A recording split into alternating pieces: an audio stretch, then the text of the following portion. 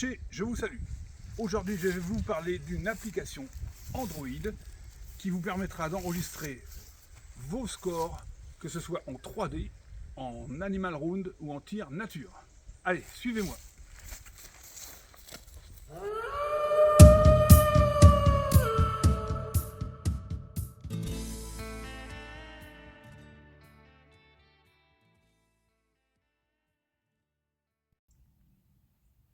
Lorsque je clique sur l'application, une nouvelle fenêtre s'ouvre, j'ai de quoi créer un nouvel événement et de visionner en bas mes anciens parcours. Si je glisse le doigt de droite à gauche, je peux accéder, ou de gauche à droite, à mes anciens parcours.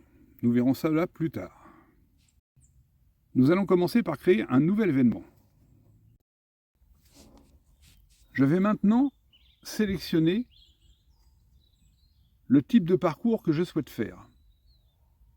Je commence par entrer un nom à ce parcours en cliquant sur description facultative. Exemple, parcours nature. Et je ne clique surtout pas sur la touche OK tout de suite. Je vais d'abord compléter cette fiche. Choisir le type de parcours que je souhaite faire. Donc là, un parcours nature. Vous voyez que là, je suis en 3D avec les scores. Si je clique sur Animal Round, j'ai bien les scores automatiquement qui s'affichent d'Animal Round. Et si je clique sur Nature, j'ai bien les scores de type Nature. Je vais ensuite sélectionner ma cible de départ, la 1, et le nombre de cibles du parcours, 21. Je continue. Je choisis de faire une rotation des archers, comme en parcours. Et ensuite, je peux entrer ou pas les points GPS, la trace GPS, et à la fin de mon parcours, j'aurai une carte avec mon tracé dessus et l'emplacement des cibles. Une fois ma fiche remplie, je clique sur OK et l'application me demande le nom des archers. Je rentre les noms. Je ne suis pas obligé d'inscrire une catégorie d'arc. OK. Si je veux inscrire un second archer, je clique sur le petit bonhomme en haut à droite et je rajoute mes archers.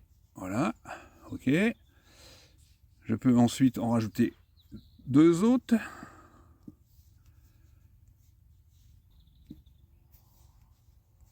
Et voilà, mes 4 archers sont inscrits pour mon parcours. À la cible 1, je rentre les scores réalisés par mes archers. Voilà. Vous voyez qu'automatiquement, quand j'ai mis 2 flèches, pof, je passe automatiquement à l'archer suivant.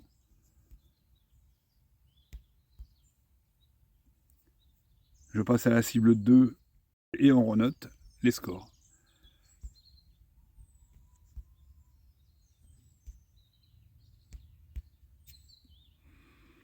Vous pouvez voir que les scores positifs sont inscrits en vert. Lorsqu'on fait une double bulle, ça reste un 0. Je passe à la 3. On peut continuer de voir que les archers ont bien une rotation sur ma fiche. Lorsque sur une cible, vous avez rentré un peu trop vite les scores, par exemple ici j'ai rentré double bulle alors qu'il y a 0,10, il me suffit de cliquer sur le 10 longtemps et le chiffre se met à jour. Vous voyez, on peut revoir la cible, Geronimo, c'est bien 0,10. Et ainsi de suite, je vais aller jusqu'à la fin de mon parcours. On peut constater que lorsque l'on a fait une double bulle, le chiffre est en rouge. Lorsqu'il y a un point positif, c'est en vert. À gauche, les points de la cible. À droite, le total des cibles sur le parcours. Jusqu'ici, par exemple, à la cible 15, les totaux sont de 305, 345, 360 et 405. Nous sommes à la fin du parcours. On peut constater qu'on est bien à la cible 21 et le total des cibles sur la droite. J'appuie sur le haut à gauche les 3 petits traits pour fermer l'événement. Cet événement ne peut plus être modifié par erreur. Si je souhaite revoir mon parcours, il me suffit de cliquer sur Charger. Je peux revisionner cible par cible et je peux aussi si je glisse mon doigt de droite à gauche sur le haut, accéder à toute la fiche complète du parcours.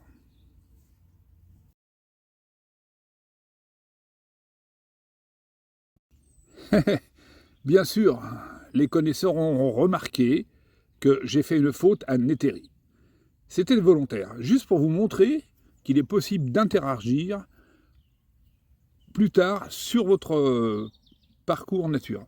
Je charge le parcours, je clique en haut à gauche, je ouvre l'événement de nouveau, je clique longtemps sur Netery, modifier le participant, et là je peux modifier l'orthographe en écrivant Netery comme il faut. Il suffit ensuite de terminer l'événement, et voilà, tout est corrigé et enregistré.